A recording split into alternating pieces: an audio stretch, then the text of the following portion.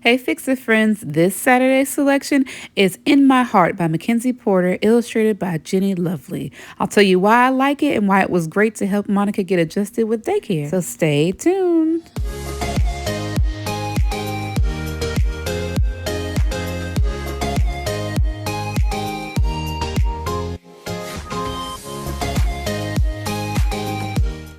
Hey, Fix It friends. This is Fix It with Fran, where I talk about all things faith, family, food, and fun.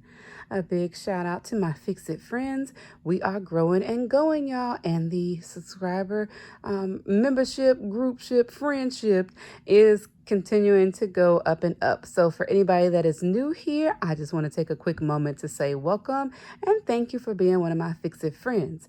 If you're new and you haven't subscribed yet, you definitely want to turn on the notifications, hit the like and subscribe. You don't got to share, y'all. I don't care about that part. But if you like this kind of content and want to get more of these, I do a new book selection every weekend. So my goal is to have it done Saturday, if not on Sunday. But I really am looking at a lot of toddler books, and I probably will expand out and give y'all some information about different parenting books and things that I also like and books I read in general, because I am a book reviewer for a couple of different companies. I do regular book reviews, fiction, nonfiction. I do Bible book reviews, parenting, health, wealth, spirituality, financial building, all that kind of stuff. So I like reading. And for anybody that's new here that doesn't know, one of my first jobs was in my hometown public library. I was also a volunteer at our literacy council. So reading and those basic fundamentals are really important to me. This book too made me think of that, because I actually received an advance copy of this book before this physical copy came. I got an advanced digital copy that I reviewed for the publisher, and I also got this whenever I had Monica initially getting books from the Amazon book box for 0 to 2-year-olds. So I again have a nice intimate relationship with this book. I love the story. So this is called In My Heart. It's by Mackenzie Porter and it's illustrated by Jenny Lovely, or Lovey. Lovely. No, I think it's Lovely. The little mark through O. So I might have messed that up if that is a foreign name, and I feel like I've seen that O with the strike through before. Anywho. But I really liked this book because I started reading this to Monica when she was a baby, but we did go through that phase still where, we had that initial transition of her going to school or daycare and me going back to work. I remember laughing because the first time I took her to daycare, someone that I worked with or someone in my office building said, "Oh, didn't you cry?" And I said, "No." I was raised and grew up that, my parents went to work and my job was to go to school. So even though she was a baby, I felt comfortable taking her, and I did my due diligence, y'all. Like, I am that person, because I'm a licensed social worker, because I have specialty in child and family welfare. I was researching schools. I was looking at the performance scores. I was looking at any infractions that they had on the site visits and the state inspections. I was looking at all of that. And if you are in Louisiana and New Orleans, that is public information and it's available online. So I knew which schools had gotten different scores. I knew which schools I knew everything down to if they got more points marked off because the crib was too close to the cords on the mini blinds next to the crib. I mean, I knew everything as far as the dates of when things happened, the last time they had an inspection, if they passed or failed the inspection, and how long it took them to remedy the actions that they were marked for whenever they did the inspections. I knew all of that. So that also gave me more peace of mind. But the whole story of this is about a mom and her child. I believe it's a little girl. And they're telling the story of, though they're not together, they're never truly apart. And they say this little poem throughout the book. Though we're not together, we're never truly apart, because you're always on my mind and always in my heart. And as it says here, this lovely board book is for all working mothers, and it's the perfect way to reassure a child that they're always in mom's heart. So this book, I think regular price is $7.99 in the U.S. and $10.99 in Canada. And yes, there is the ebook edition that's also available because, like I said, I reviewed that. The publisher here is Little Simon. So because I'm the library nerd, I'm always going to show y'all the publishing information and the copyright, the publishing dates and all that. So this was, illustrations were copyrighted in 2020. So like I said, this is a book that I had after Monica was born. And I did get this in 2020 and reviewed it, all that good stuff. Like I always like to tell y'all, I love books that are sturdy And this definitely has a nice cover coating to it. Like this has been beat up and scratched up a little bit. You can see against the light, but it still looks really good in person. And I love a book like that that's really built to be used and weather the storm when kids are handling them, how they handle them. We've used this, and two, it gave me the throwback kind of feel of the illustrations like in the book or the story, The Snowy Day. And the main character in that book was Peter. But if you just look, the detail of the cartoon, the little etching in her hair, it just gave me that throwback vibe of one of those books that I grew up reading.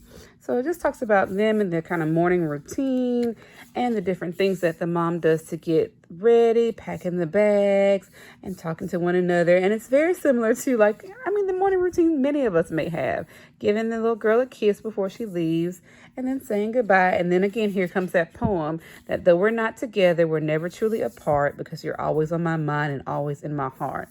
But just looking at again, so much to talk about. So like I told y'all, when I read to Monica, I'm looking at the flowers. And this is one of those books I know that Monica, one of her early words too was flower, because I would tell her, oh, look at the flowers. I think that's a sunflower, hearts and rainbows and all that kind of stuff. Like when you have a book with this level of illustration, there's so much to talk about with your child and so many ways to engage them. If you know their favorite color is green, you can ask them where they see green on the page, or if they like yellow. If they're learning their shapes, you can ask them where they see a heart and just talk through it that way. That's what I've done with Monica. I'm going to skip some pages just to make sure there's no copyright infringement here.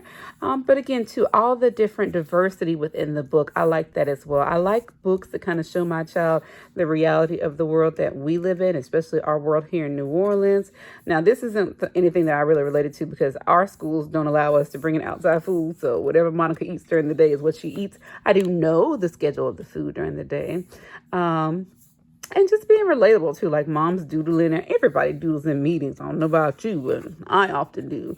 Or I take so many notes because I'm literally just trying to make myself listen. So my notes can be straight dictation in some meetings just to keep myself attentive. But again, just the level of depth in each picture and how much detail there is down to the stitching on the chair. I think that's super cool. And the little detail on her, what are those? Business capris. I love her little smoker shoes. I wear those too, the little loafers.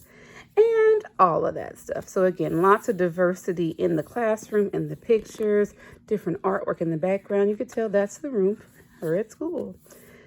And then we come to the end where it's just, again, the details and just them, the interaction between the mom and the child, and a nice little wrap-up story. Back to the nighttime routine. Bath, them together. And then the continuity here of the little ribbon that sometimes go through the different pages. I thought that was nice too. But again, the poem at the end, so that repeats. So if you're also a parent that's just trying to, bring in different phrases, you get to a point with the kids where they may know this part by heart and even be able to say it along with you.